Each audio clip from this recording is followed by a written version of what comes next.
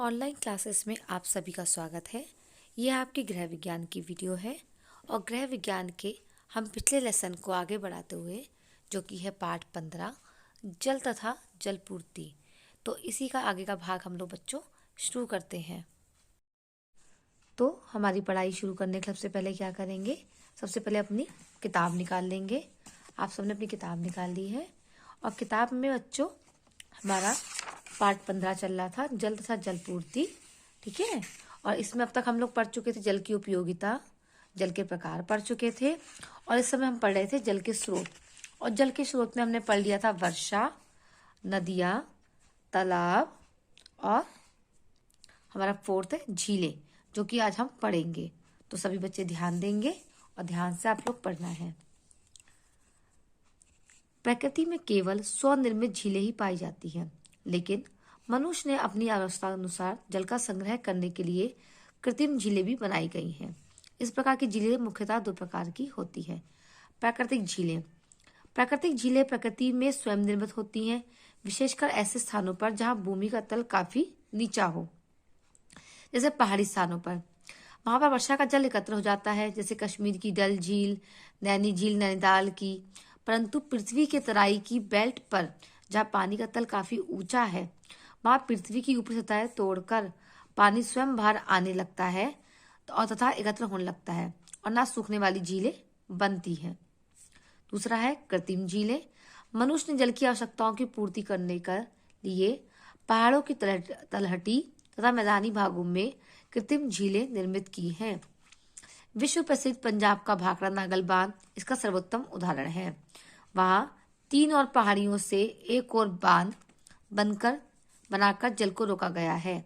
जहां वर्षा आदि का जल एकत्रित किया जाता है, इसका उपयोग अग्निलिखित कार्यों में किया जाता है। बिजली बनाते हैं। पंजाब में मुख्यतः इसी बांध से सिंचाई भी होती है, मछली उत्पादन भी होता है। झीलें मुख्यतः बहुत बड़ी, शांत व गहरी होती हैं। इनके जल को खाने पीने के प्रयोग में लाने से पहले इनको शुद्ध करना अत्यंत आवश्यक होता है।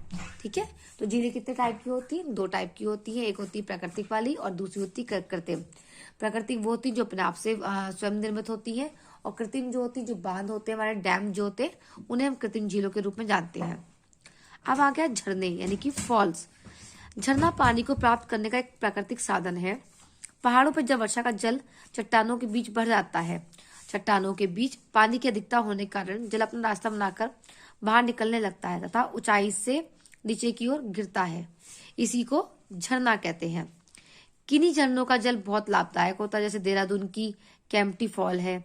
इस जल में गंधक मिली हुई है, जो चर्म रोगों के लिए बहुत लाभदायक है। तथा दुनिया का सबसे बड़ा झरना अफ्रीका में विक्टोरिया प्रपात है।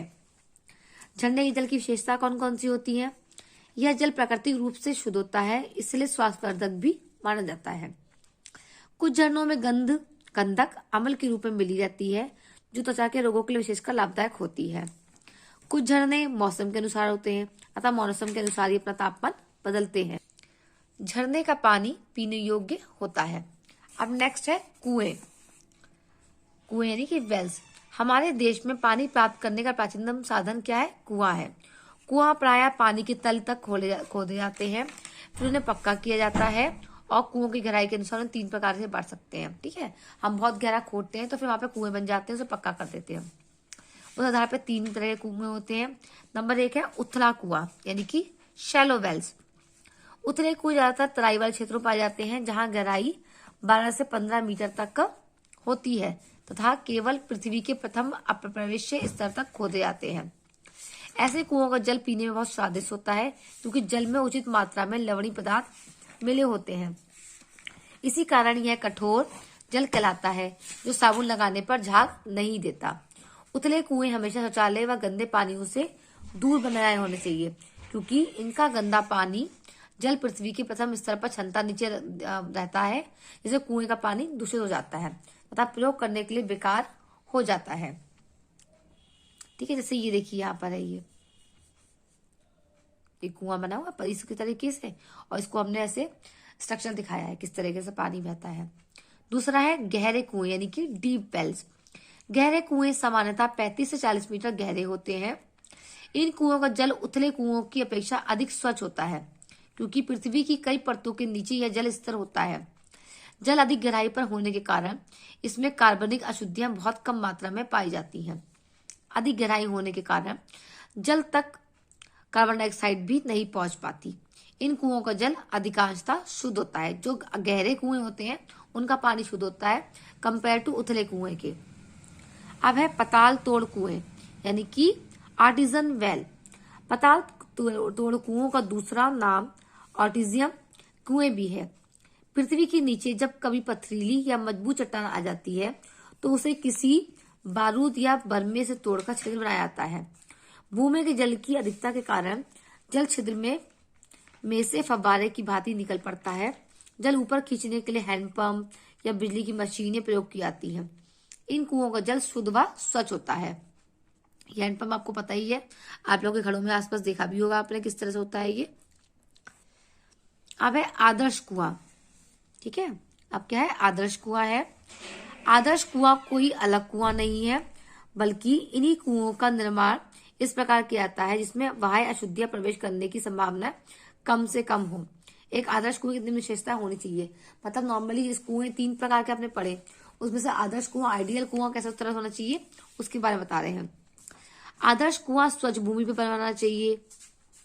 कुएं के आसपास शौचालय, नलियां, गौशाला आदि गंदे तालाब इत्यादि ना हो। आदर्श कुआं पर्याप्त रूप से गहरा खुदा होना चाहिए ताकि कुएं का जल स्वच्छ व शुद्ध हो जाए। कुआं पक्का होना चाहिए तथा चारों ओर लगभग 1 मीटर ऊंची दीवार होनी चाहिए, जैसे कि 1 मीटर ऊंची दीवार यहाँ पे है। कुओं के आसपास पेड़ पौधे नहीं के बराबर होने चाहिए, आसपास पेड़ पौधे ना हो।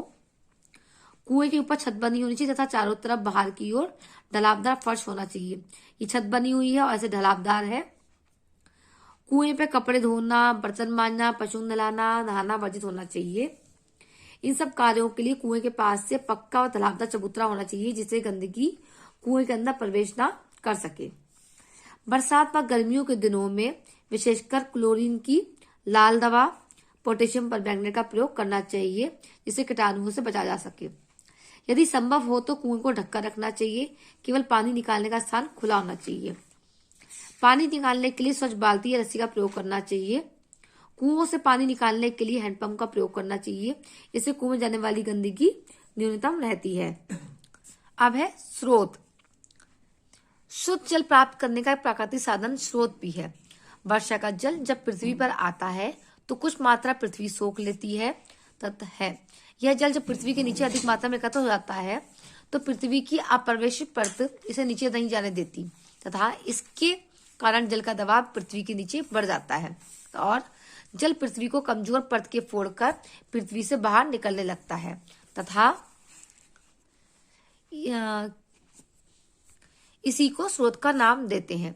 स्रोत का जल शीतल स्वादिष्ट होता है, साथ ही कठोर भी होता है। स्रोत कई प्रकार के होते हैं। धरातलीय स्रोत।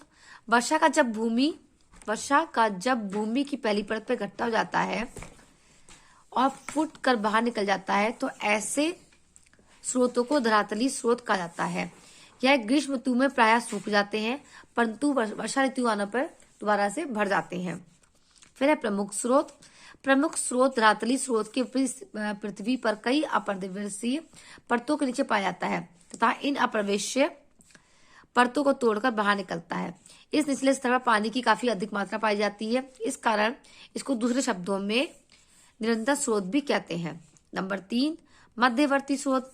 प्रवर्ती चट्टानों के बीच पाए जाने वाले स्रोत को मध्यवर्ती स्रोत कहते हैं।